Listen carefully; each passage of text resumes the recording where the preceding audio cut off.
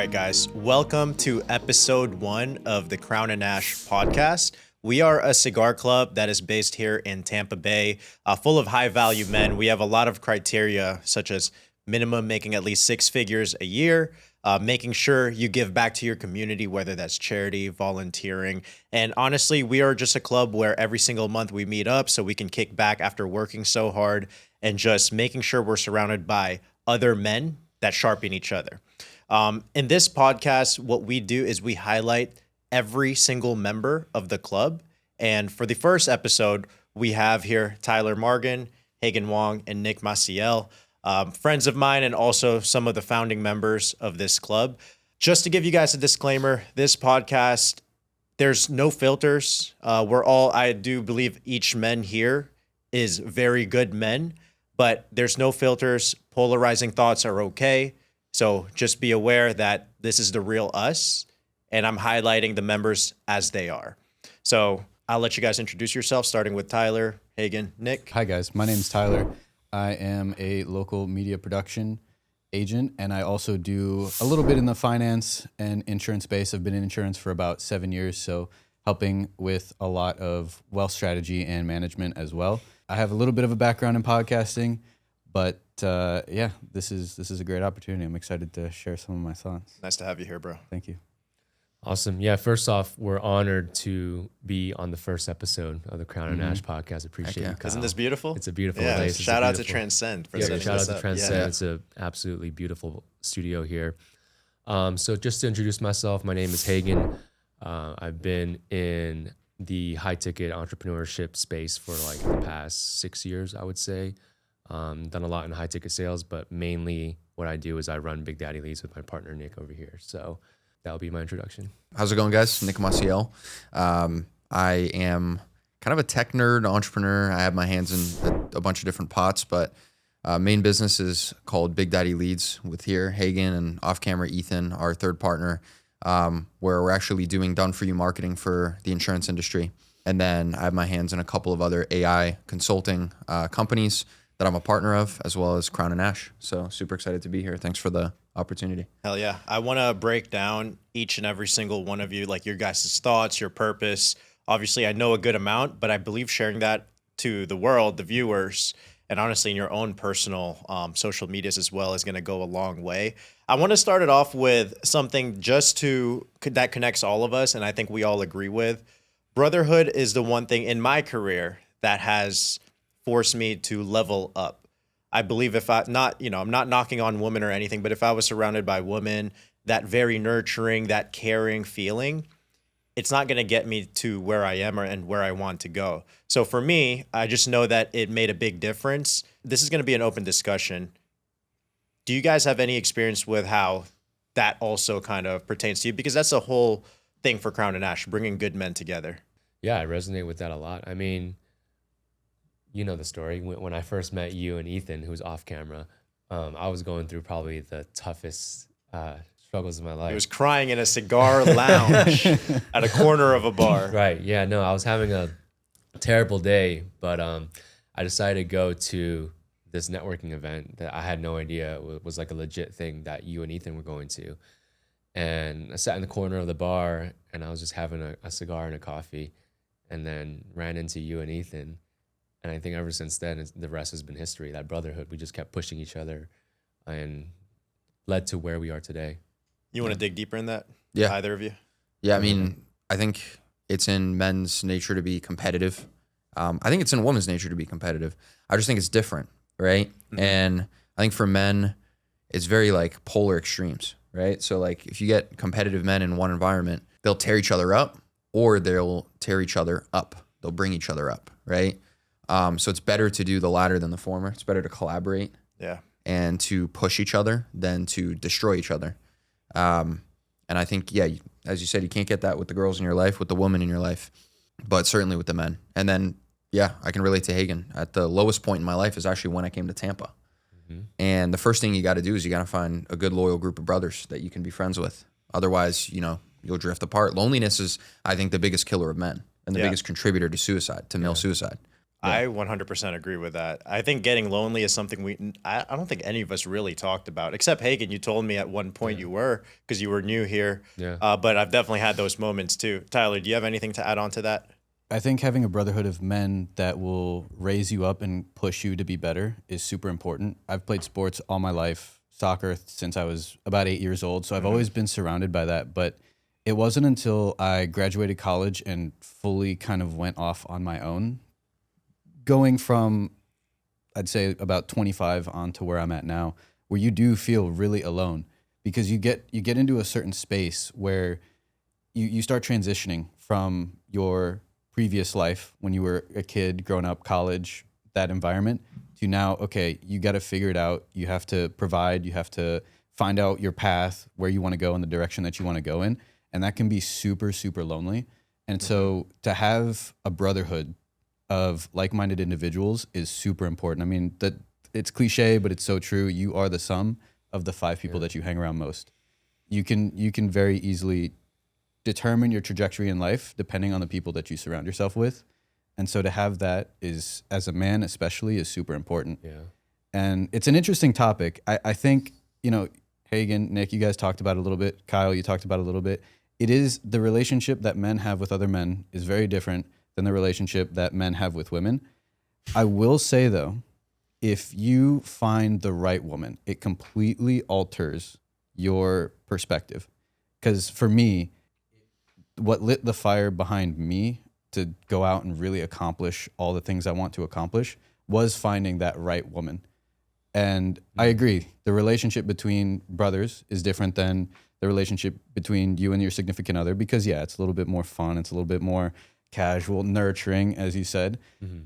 But at the same time, there is a route where that does light that spark behind you to really go get after it because you're like, well, she's not going to be with me if I'm just some loser that sits back and has no direction in life. You know what I mean? So shout out to Bella, Miss Belize. If you guys did not know, Tyler Morgan's girlfriend whoa. Hey, take it easy there, buddy. is Bella, and she just won Miss Belize. She'll be competing at Miss Universe at the end of this year. Dude, congratulations. She's a great woman. I'm super happy for you. That goes a long way. That's huge. Let me actually backtrack and kind of comment on that topic real quick. When I say like you don't grow as good if you're surrounded by women compared to men, I'm not denouncing women at all. Mm-hmm. They help us in other ways. Yes. Because sometimes we do need to relax. We need to take a step back.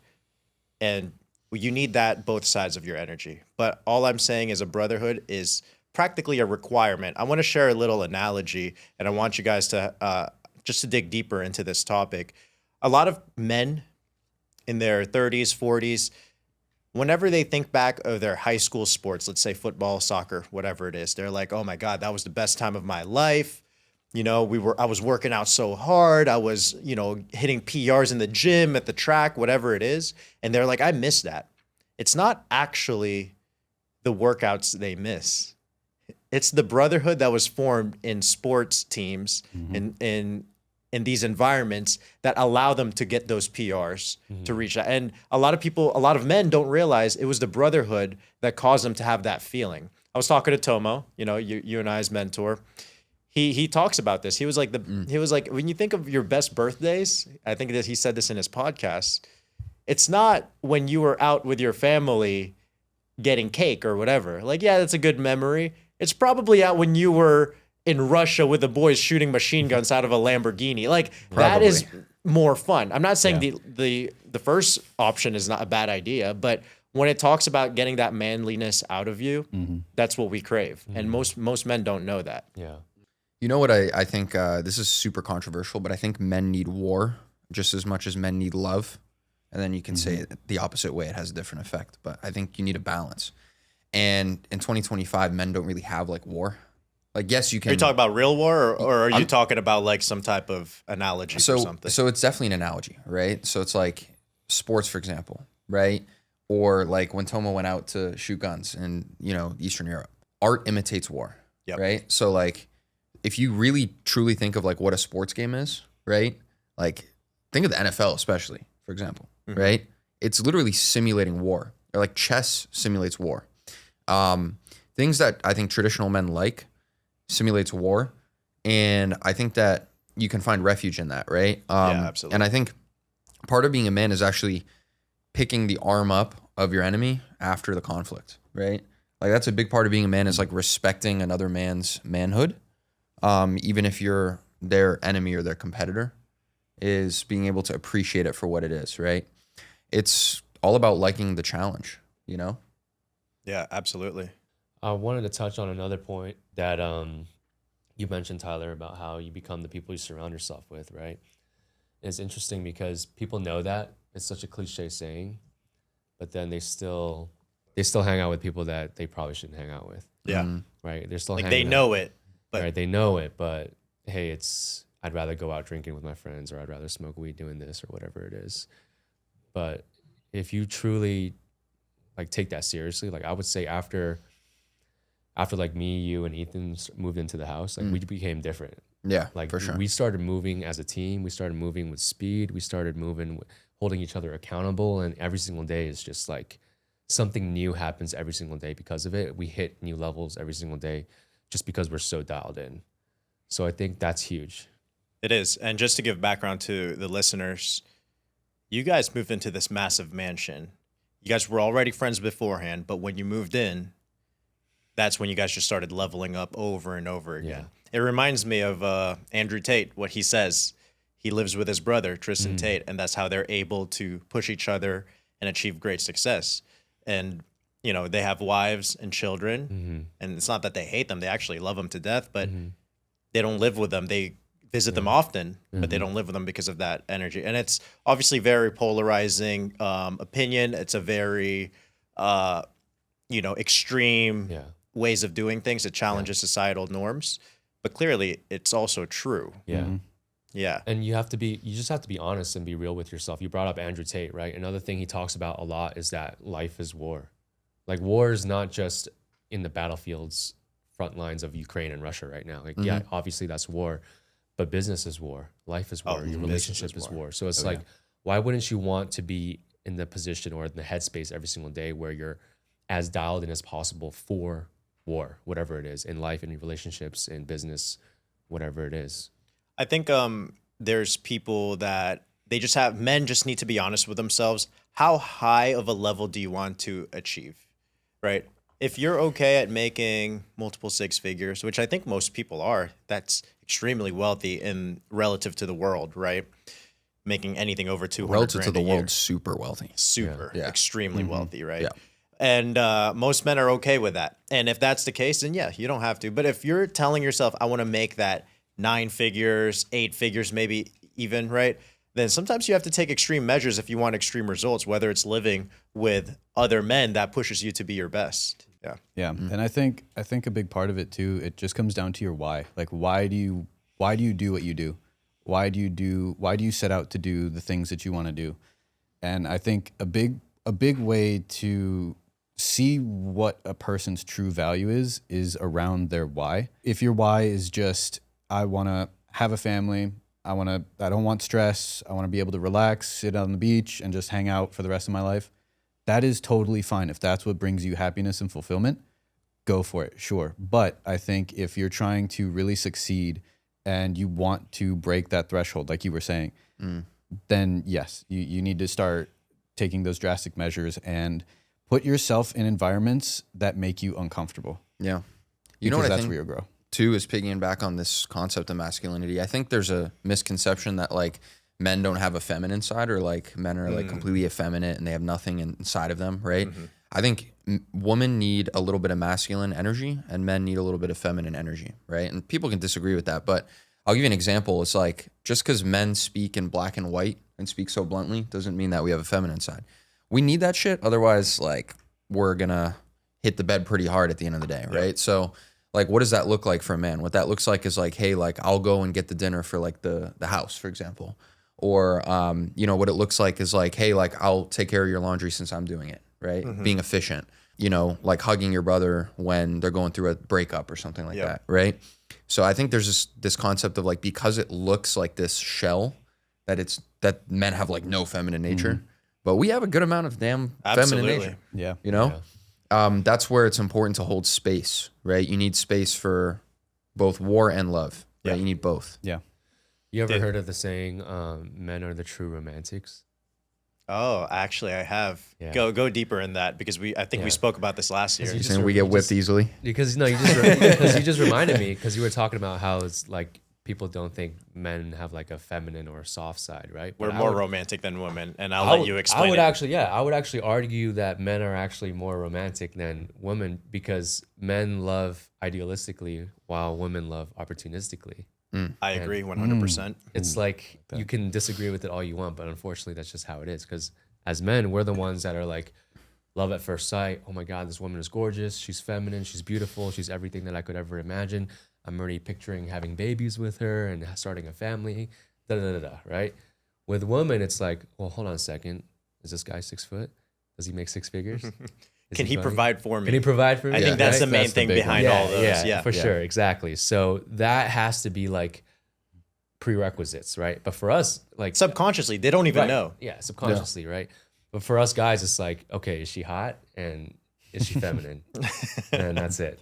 Yeah, Can she that's be the it. mother to my kids? Right? Can she and be can the she mother build to a my household? kids? Yeah. Does she bring peace to my Does she life? bring peace? Exactly. That's the Yeah. biggest one, right? I think you can ask anybody, like, what do you want out of your significant other?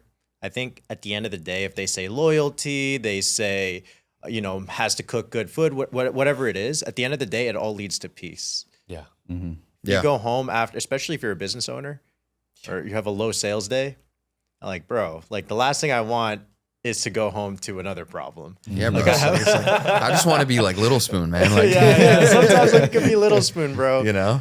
Absolutely. Dude, I love you actually opened my eyes to that concept of Yeah. men are the true romantics because, dude, I mean, I just want to play devil's advocate here. I don't blame the woman for wanting somebody wealthier. of course. Someone more muscular, someone taller, or like whatever it is, right? Yeah. They should look for someone Yeah. that makes money because they here's the thing.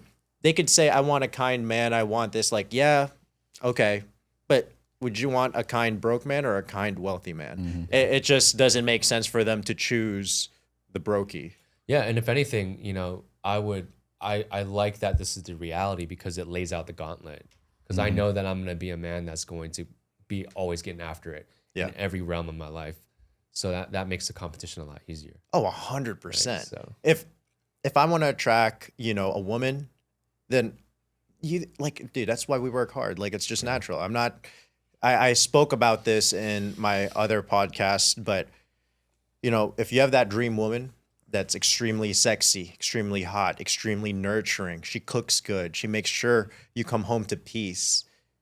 Most men forget that that dream woman also has a dream man, and you better work fucking true. hard to become that dream man. Yeah. Right.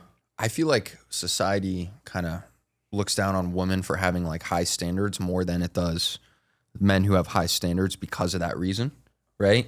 Of like the selectiveness. But at the end of the day, like women deserve high standards. Absolutely. Like, if you're going to bring peace to a guy's life and you have a lot to offer, then it's okay to have high standards, and it goes for both genders, right? I think what's interesting is, There's only two genders.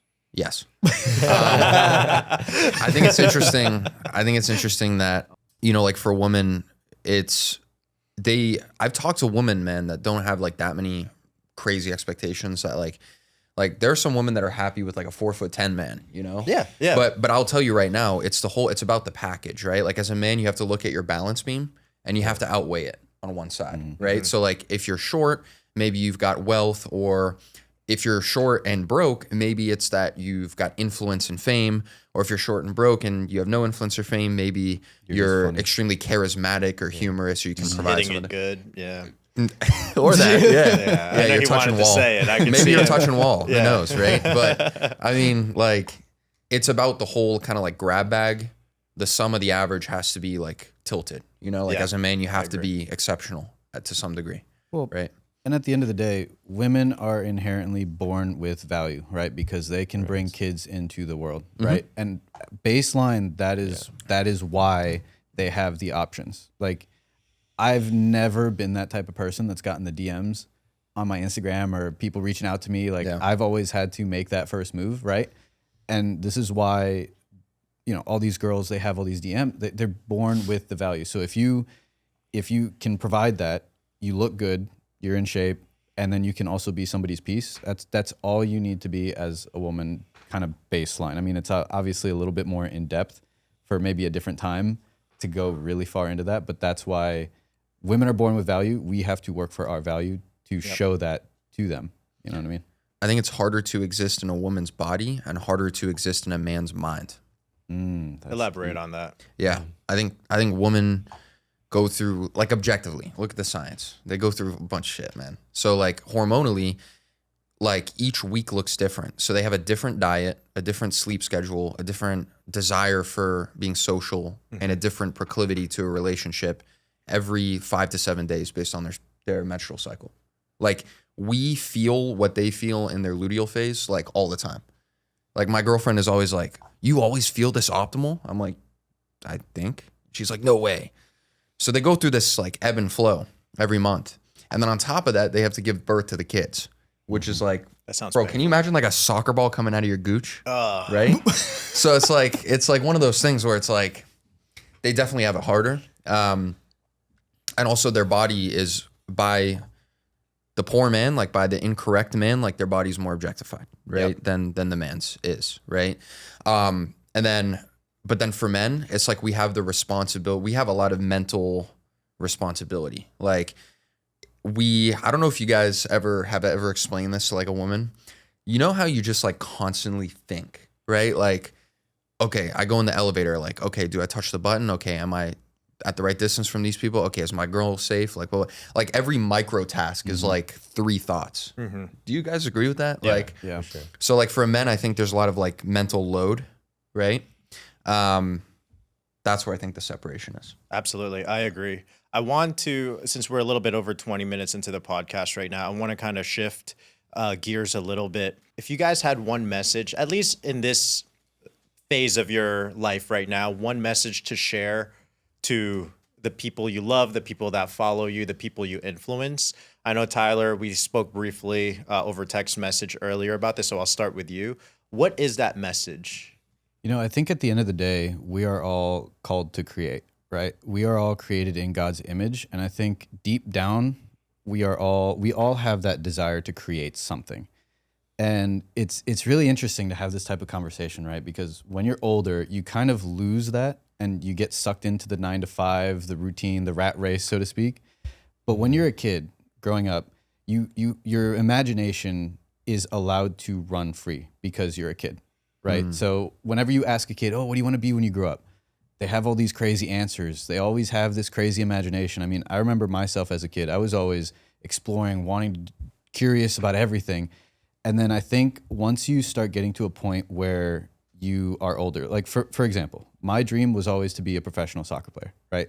When that got hit with a little bit of adversity and then that just never ended up happening, that's when I started to, okay, now what do I got to do? Now I'm just going to be like everybody else, right? I'm going to get a job, work my life, work away my life, and then figure it out and retire at 60, and hopefully I'll be fine, you know?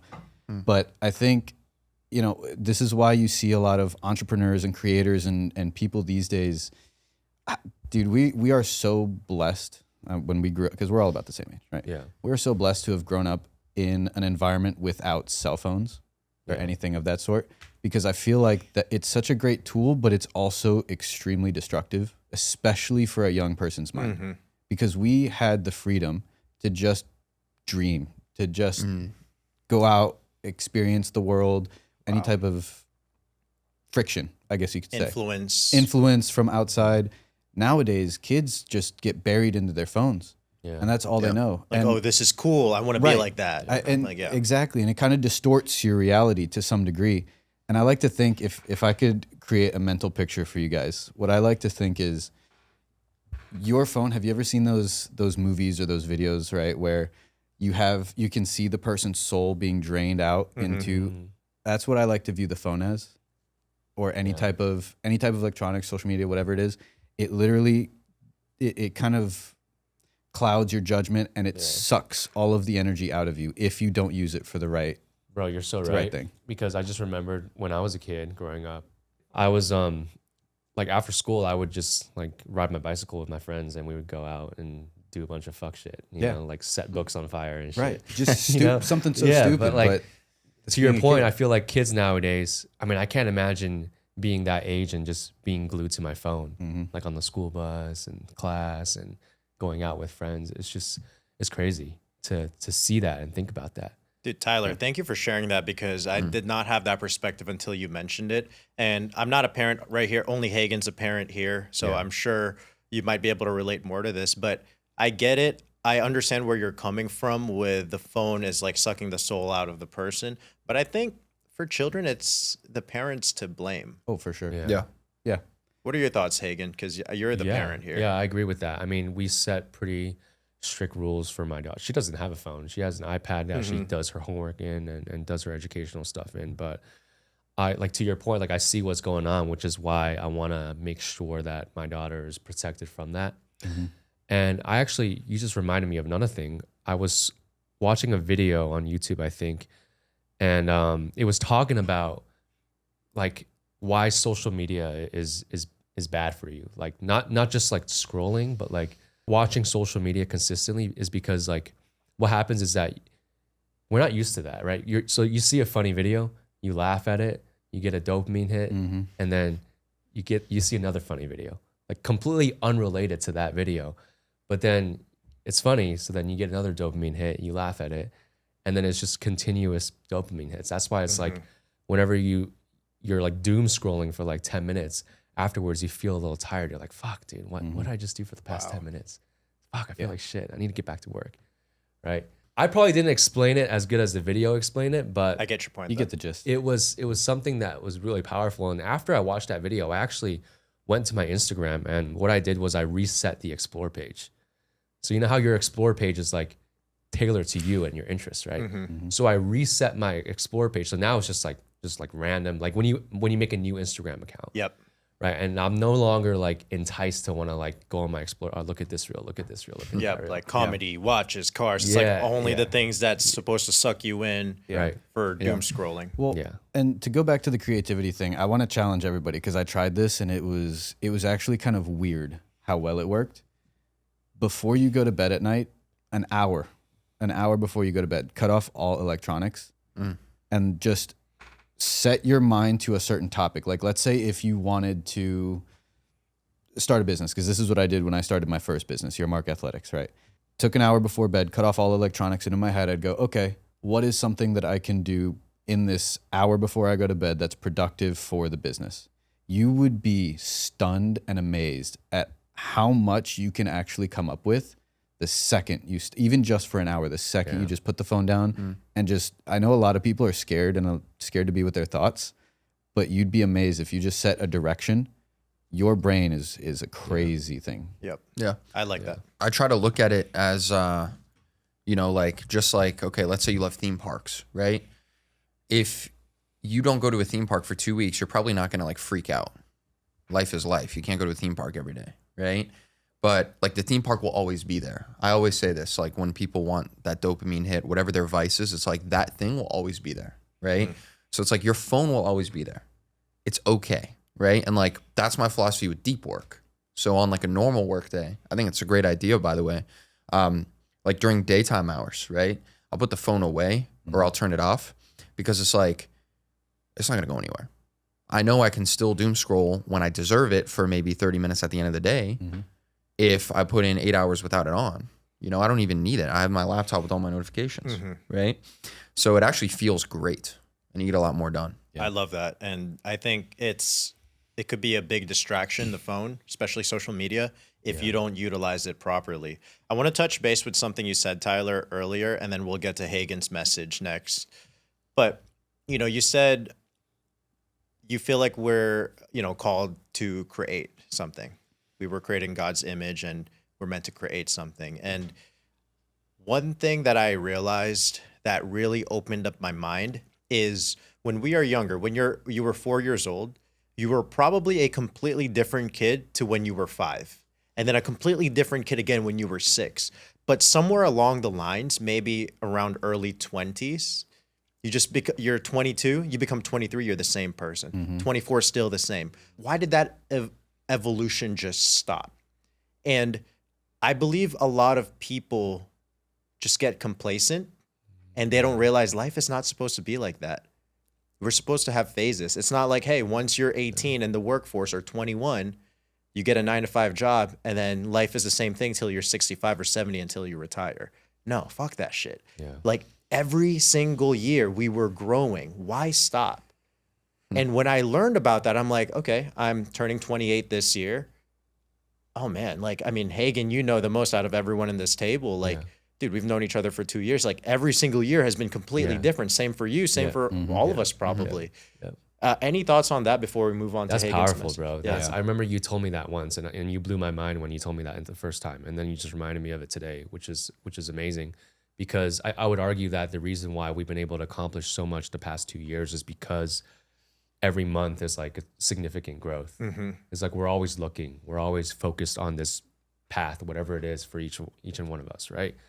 So yeah, that's huge. It's like if you're complacent and then you're okay with like the mundane day to day, you don't do anything to change your situation, well then you're just going to be stuck in the position that you're in. And it's the saddest thing ever. Yeah, To it's be very sad. like after 1 year to be the same. Yeah. I can't imagine. Yeah, You know? That sounds like the most depressing thing ever. So depressing.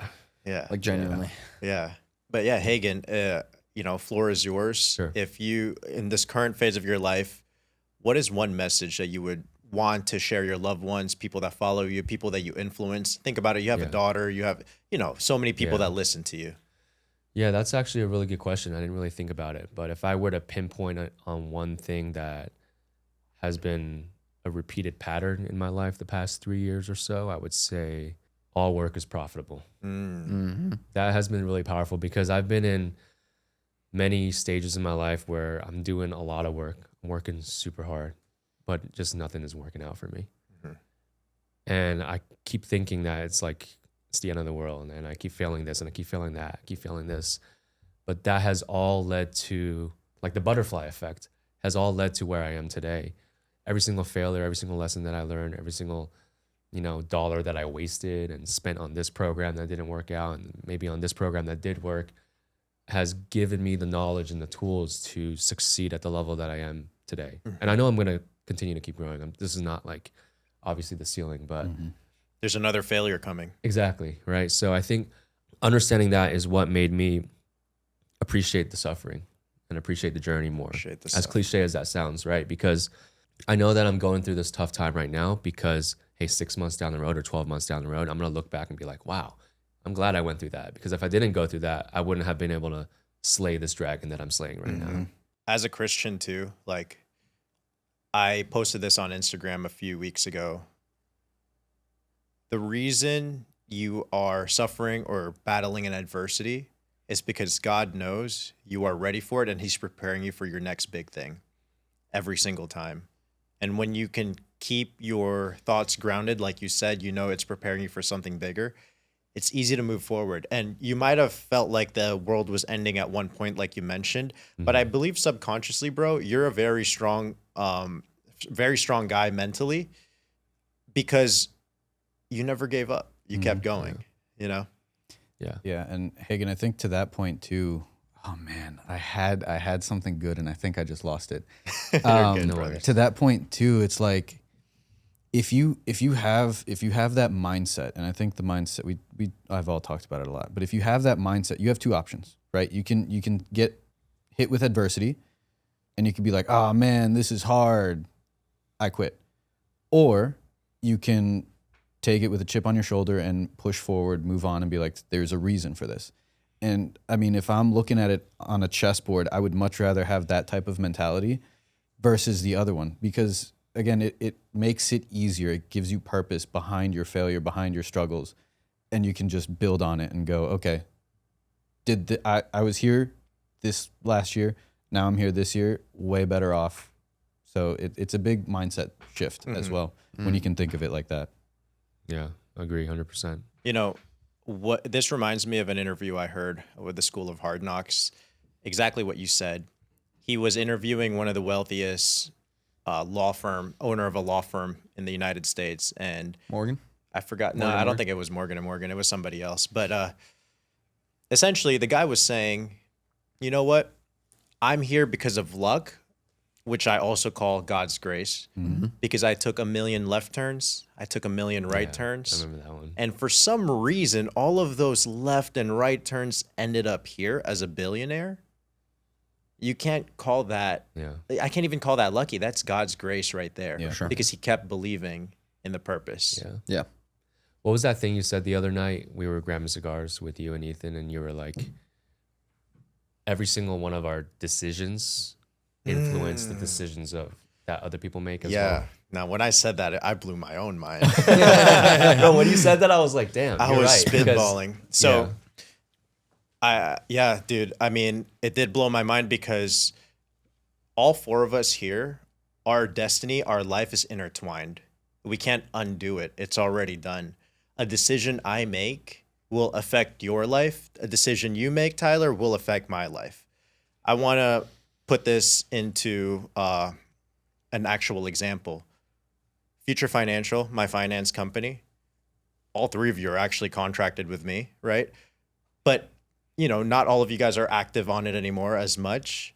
But because I decided to separate from the company I used to work for and create my own, and then I decided to grab cigars that one night, I met you guys. You went into the finance space, and then you found out, hey, because of the skills that Nick created in marketing, he was able to create a marketing space for the finance world. And now the birth of Big Daddy Leads, you know? Yeah. Like everything, I didn't explain it as well as I did that one night, but essentially the message is, bro, if I did not decide to go to that networking event to grab cigars, I wouldn't even know you. Yeah. That's true. The company that you guys own, Big Yeah, Daddy wouldn't Leads, be- would not exist. It wouldn't exist. Yeah. If I decided to stay at that captive agency, Yeah. U.S. Health Advisors, and did not become uncaptive and start my own independent thing, none of that would exist. And I'm not saying it's because of me, Big Daddy Leads exists. No, it's because of all of our decisions together. So I want to put pressure on every single one of you to make sure you're always doing something good in that moment, like to truly push yourself. Because, bro, I'm relying on your decisions. I'm relying on all of your decisions, as I know you guys are relying on mine. Yeah. Because if I do some fuck shit, that will negatively affect you guys as well. Right? Can you imagine what would happen if every single person's decision making was so dialed in To the world. Imagine what would happen to the the world. world? the right? world, not just yeah. our circle. Yeah. Yeah. Right. But that's, the whole capitalist experiment right there. We need people to mess up. And people will mess up. I think here's the thing: even if everyone's doing good or good in that moment, that doesn't mean it's necessarily the right thing to do. Because we can look back and be like, "Well, I shouldn't have done that." But you could have no regrets if, in that moment, you felt like that was the right decision. Also, going to what I just touched upon there, that decision-making process, I truly believe everyone has their time where they hit, I guess, like the peak of their life or the pinnacle of their life, right? And so I think that it's a timing equation, right? So if you look at like society, it's like, okay, well, if we put 10 people in a room, only one is a millionaire, for example. I'm sure it's way less than that, but Okay. give you an example, right? Sure, but that's not to say that that room won't shuffle in 5 years. And it's Right. different circumstantially, right? So I think opportunism is still a valid approach to take. Everyone has their Absolutely. equal chance at the table. It's just a timing equation. So Only, and you could increase your chances of Yeah. being the next guy by surrounding yourself with good men, Yeah. by choosing the right woman, which I believe is the most important decision in any man's life. dude, My man, I preach on that. yeah, you can get That is- shafted if you don't. I will die on that hill. Yeah, Yeah. I mean, all of us have been in relationships where we're like, holy fuck, what the hell just happened? yeah. I don't know your story. Oh but oh yeah, dude. yeah. I don't know if you want to touch on that or skip for now. No, we'll skip that. I can Yeah. go to my lesson if you want me to. Yeah, actually, I want to get into your message. Yeah, I would say your external environment is the ultimate reality and reflection of your relationship to your inner self, right? So it's like if you view like why does no one respect me, and like you're really like beating yourself up over that, it's probably because you don't respect a part of yourself, right? Or if you're like, oh, like I'm always sad because no one wants to listen to me, well, you're probably not able to like sit still with yourself, right? So it's like your relationship to yourself dictates your environment, which I call God consciousness, right? Or like the spirit moving, which is like, it happens esoterically, it happens across all of us, right? So how is it that I can be like in a mall, for example, something as massive as a mall, and like I can like see some guy all the way down the balcony in the corner, and I can tell that that guy's depressed. So like what within me, if I have only five senses, is dictating that dialogue, right? I'm actually reinforcing the energy of that man, right? So the environment shifts based on everyone's individual relationships to self. And then that, if you connect that to God, right, it will wipe away a lot of those frailties that will make you a more conditioned man or woman to make you more presentable to the world. Do you feel like there's a delay? A delay in? Let's say you are somebody with, let's say your internal, your actions, your habits is that of a millionaire, but you're just not a millionaire yet. Dude, 100%. Yeah. Yeah, because like there's mind, and then there's heart, and then there's spirit, and there's body, right? All four have to be in congruency for something to happen in the external world, right? And there's actually scientific principles that validate this, right? So your mind can be conditioned to be able to handle the mental load of something, right? If your heart's not in it, then you're not going to be impassioned enough to do it. And then the spirit is your connection to God to carry it forward and execute it. And then your body is the executor. Yeah. So all four have to be in synchronicity for something to take place, right? So if you think like I deserve to be a millionaire, that's one thing. If your heart's in it, that's another thing. That means your body is in it, means you walk the trial, right? At that point, your spirit validates it and it happens, right? So I know plenty of people that are millionaires born into millions that are only millionaires in the mind and not in the spirit. I know people that are millionaires in the spirit, but not in the mind. And they lose everything they have because they're just willy-nilly. It has to all be together. Yeah, that's a really interesting perspective. Or else I it's love just that. temporary. Yeah. It's not driven by God. Yeah. Because like millions can come from something other than God. Absolutely. Yeah. It's like a video game, leveling up your character and all the different categories. The XP. Yeah. I love to look at life as a video game. Like back to your point, way back a couple points ago, of just going through the levels of life, and once you find yourself capable of conquering level 1, then you can move on to level 2. But you'll never go back down to level 1 because even if you already go back down to level 1, you will find your way back to level 2 a lot faster. Yeah. You know what I mean? So I love that perspective and looking at it like that. Yeah. For each of you guys, what do you want your legacy to be like? Whether it's in business, family, or community. I'll start with mine, and I hope I kind of give you guys time to think about it, because for me, it's super simple. I know my siblings look up to me, and probably some people that I don't even know that follow me on Instagram or whatever. And I just want to be a beacon of, well, Kyle didn't have shit growing up, and he never gave up. Kyle went to jail once. He never gave up. He kept going. His bank account was negative 800 at one point. He didn't give up. I want to be a beacon of hope to just keep going. As long as you believe you're doing it right, you're going to be okay. That's what I want people to feel when they remember me.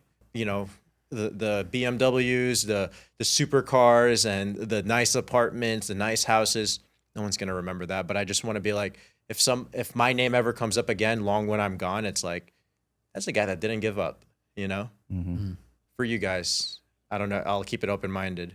I'll let one of you go first. I think, Hagen, you should start because you have a daughter. Yeah. Yeah. Yeah. It's a deep question, Clear the room. by the way. Yeah, It's a that's, really that's good definitely a deep question. I mean, that would be the easy answer, you know, talking about my daughter and how I want to be a good role model for her. I mean, I feel like that's apparent. So what I'll talk about instead is more so the image that I want to have, you know, with you guys as my friends, my business partners, and anybody. Like if I were to just die tomorrow, right? I want my friends and my partners, people who know me, to think or say that, hey, Hagen was a generous person, he was a kind person, and he was always looking out for the other person. Because I truly feel like that's how I am. I know sometimes like I make a lot of crude jokes and you know I fuck around a lot, but deep down, you know, I'm a very kind person, and I care about my friends, I care about my partners, I care about people. Like sometimes I walk down the street and like I see a homeless guy and I know I shouldn't give him money because they're just gonna go and buy crack. But you provide the crack for them. Such a ironic, dude. You're saying I make crude jokes. That's such a good circle right there. because like, dude, you know, I feel so bad. I go to 7-Eleven, I'd rather buy them food, but every time I do that, they say they don't want it, right? So I know what they are using the money for, but it's like I feel like You I wanna already give. have that personal brand when I think of you, bro. When we went to the Philippines to feed the children in depressed areas, you were not in the best financial spot. I think Yeah. you still donated $300 to that charity Yeah, just to be able to feed those children. yeah, I was like, dude, and I saw it and I'm like, all I could say was thank you. But bro, that was big. I'm like, you always give back. That's another thing that's massive, like making sure you always give back, and you definitely already have that. And bro, another legacy you're already building, like knock on wood, there's no wood here, so sorry. But if you die at any time now, dude, what I'll always tell people about you is like, that dude worked fucking hard. yeah. Oh yeah, I think you're the hardest worker, one of the hardest workers I know, yeah. you know? I appreciate 100%. that. Sometimes Yeah. I don't feel like I work hard enough. Yeah. And That's that's, part of being exactly hardworking. why, Yeah, that's part that's of it. exactly why you work so hard, because Yeah. you probably are insecure that you don't work hard enough. Probably. Yeah. One thing that I'll address to the room too, if you guys don't know yet, or the viewers don't know, but like if Hagen's tab is like $150 at a restaurant, like, dude, the other night in Miami, I'm like, there's no way it was that much. Like the business dinner we were having, and it's because he dropped like a several $100 tip on the. I mean, Yeah. this is the kind of guy Hagen, and it's consistent. Hagen is that kind of guy, right? Yeah. And so Hagen could have $500 in his bank account, and he'll drop $450 on someone else, knowing that he'll recover that. I very remember inspirational. that's definitely something I learned from him, because I used to always just tip 20%, whether it's bad service, good service. I'm like, that's how it's supposed to be. Yeah. It's just part of the bill. And when I saw Hagen doing like 80% tips, I'm like, Crazy. what the hell, Yeah. bro? You know, but I'm like, wait, we go to like these nice restaurants and they treat us well. And I'm like, and they're happy, like you help them. And I'm like, dude, that's so cool. You know, I was talking to Natasha, my girlfriend, about this, and I'm like, yeah, that's why I started tipping good. Like Beijing House, they know me. Yeah. We walked in there last week and they were like, oh, long time no see. Yeah. Like their Asian voice. That yeah. might hit after this. I'm not gonna lie. I've been trying to the meeting to take you. Yeah. Yeah. But yeah, you give dude. back to your community, man, and they Yeah. take care of you in exchange, right? Only if you're in a position to do so, right? And Or- sometimes I feel like most people just feel like they're not in a position, but they could be. yeah, They're just too selfish with their Yes. money exactly. You know? or like you're not confident in your ability to. to make more money. That's why you're so like, Yeah. I don't want to give it because I'm Exactly. so broke. I'm a brokey for life. Like, fuck Dude, that. I truly like. I understand that idea can sometimes be taken to the extreme. It's like, oh, I know I'm gonna make my money back, so I'm just gonna fucking spend it on anything, right? But there is some truth to that. Yep. Like when I was working for Supra, John Madsen would talk about this all the time. Grant would talk about this all the time.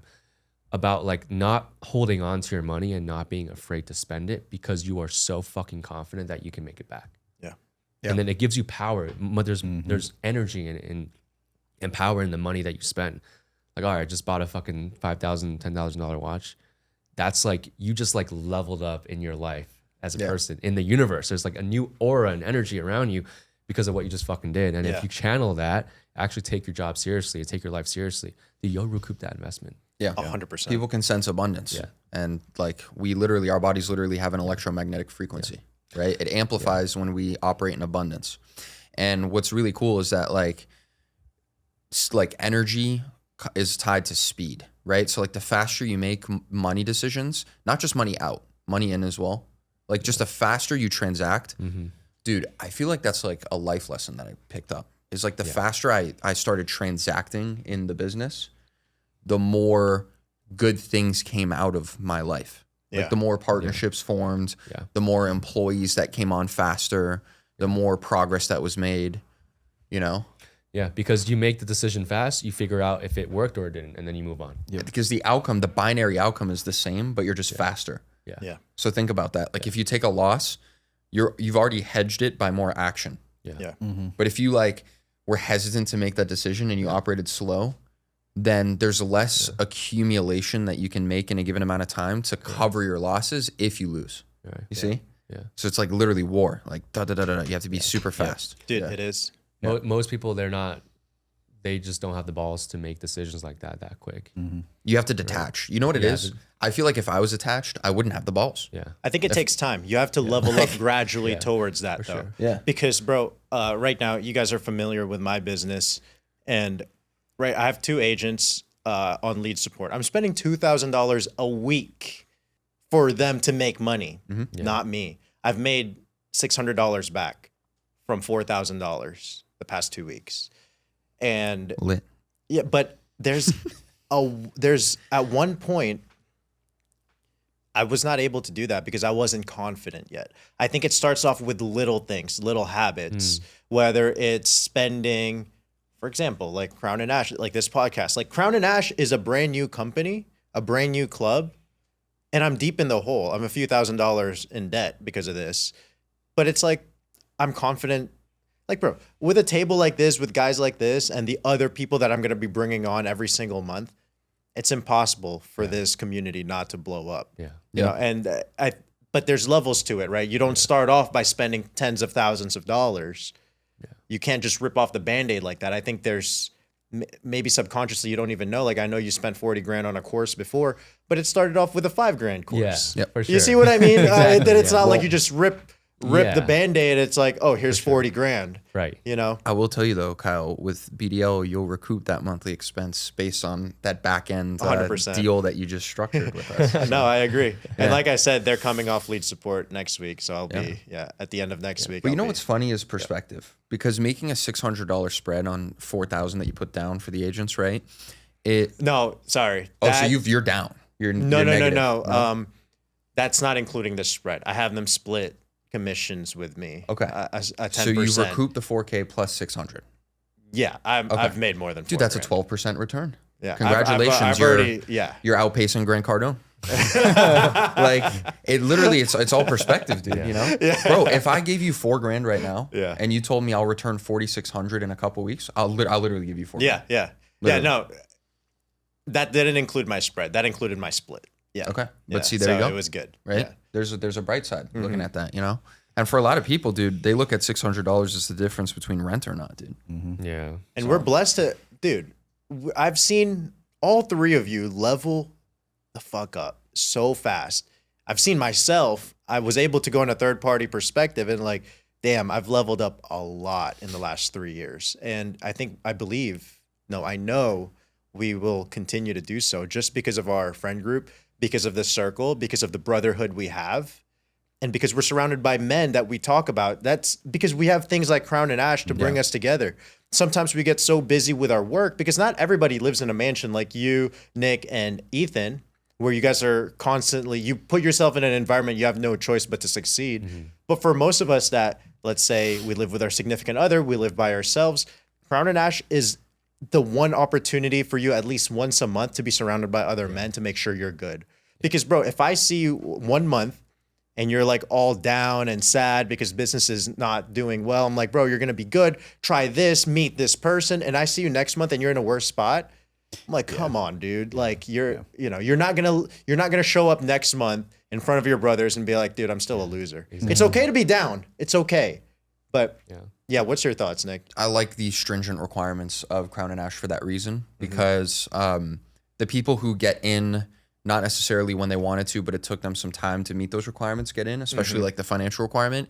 It's good because we knew that they had a specific character before they came in, that for their own benefit, not the benefit of Crown and Ash, they were able to get to that place in life. It's super, super inspirational, right? But then for the people who are in, because there's that requirement, right, it puts extra chips on everyone's shoulder inside of that room, where it's like, to your point, right, ambition is really the key pillar, the key metric, right? Because I'm not going to judge a Crown and Ash member for making $10K a month, 1 month, and then making like $8K the next month.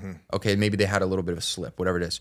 But we can all shoulder each other, and that's what makes me excited about that, because you know that everyone's at a certain caliber of thought, right? So everyone can pull together the resources. It's like an ultimate blow up of like what you, me, and Ethan decided to do with living together. Yeah. It's like a super big blow up version of that with Crown and Ash. Yeah.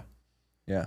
Yeah, I'm so excited, and I'm so happy you guys are the founding members to start this whole thing with, because like I said, brotherhood changed my life as it did for all three of you, and now we're gonna be much more intentional with it, and I want to see where it grows. And here's the thing, because a lot of people, there's a few members in the club already that's my direct competitors. They're your clients, like right, like Rohan. I'll have him probably next month in here, but most people are like, well, this is networking. I want to be the only one in that industry. I'm like, no, I don't care. I have so much money coming in and he has so much money coming in. We have so many clients, so many recruits coming in. Why? I'm like, just because we're competitors in this industry doesn't mean you can't be my brother. Because guess what? We grow, both of us are growing together. And then maybe 2-3 years down the road, an opportunity comes up, be like, yo, you need a partner?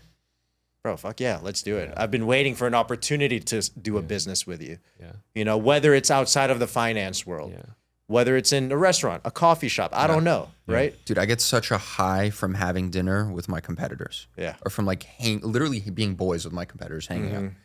Because it's fun. It is fun. It's not like we're out here trying to like cut each other's throats. With a Some people scalpel. are though. Some Yeah, people some are people though. are. You got to be careful. I would consider that person is readying themselves to be in a position of loss in life. Absolutely. And I know you guys are seeing that with a certain marketing company. Oh, Yes. absolutely. If you are truly confident in your own ability to do what you say you're good at doing, you wouldn't be concerned about competition. Yeah. Not at all. You would eat it up. You would eat it up. You would would ignore love it. them.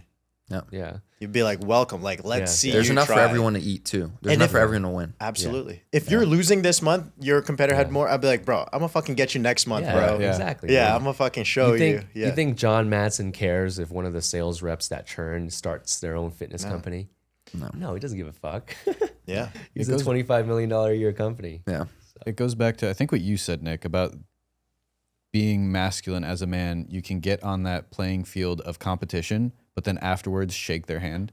Yeah. I think it goes back to that. Like, if you're confident in what you do, like you said, you know what you're good at, and you can sit down with your competitor, it brings you up. Like Ronaldo and Messi, for example. There is no Ronaldo without Messi, and there is no Messi without Ronaldo. Yep. The numbers that they put up, the reason that they put those numbers up is because they had each other to compete against. And yet they are still able to, outside of Yep. football in general, Yeah. shake hands and move on. Yeah. Dude, I think at the end of the day, I want my competitors to become better and better because it forces me to become better, because I do not want to lose to them. Yeah. Plain and simple. Right. Legends recognize legends. Yeah. Real recognize real. Absolutely. Anyways, I'm going to close this episode out. By the way, guys, I really appreciate you coming here. I know some of you drove like 30, 40 minutes just to get to this studio. But I'm really excited to launch this project. And I know you guys have helped me so much with launching this. And I can't wait to see where Crown and Ash grows into, especially opening up our own lounge, which, by the way, I actually have a location that I'm talking to. So we'll talk about that. Yeah. But guys, episode 1, my biggest takeaways is that brotherhood is something that is required for success for men. I think it's impossible to be successful. My definition of success without a brotherhood, right? And I believe every single person here, Tyler, Hagen, Nick, could all agree to that. And putting yourself in a community, in an environment that forces that is key. Do you guys have any last takeaways that you want to share? I'll just thank you so much, Kyle, for even setting this whole thing up and inviting us to be on your podcast. Really appreciate you. Yeah, this is really exciting. I think the future is bright, and I think, just follow in your beliefs and just put your hard hand behind everything that you do. Believe in God. And believe in God's God, your back. Yeah, because he exists. absolutely. All right. Yes. Appreciate you guys. Yeah. Thanks, Kyle. This was sick. Thank you, Kyle.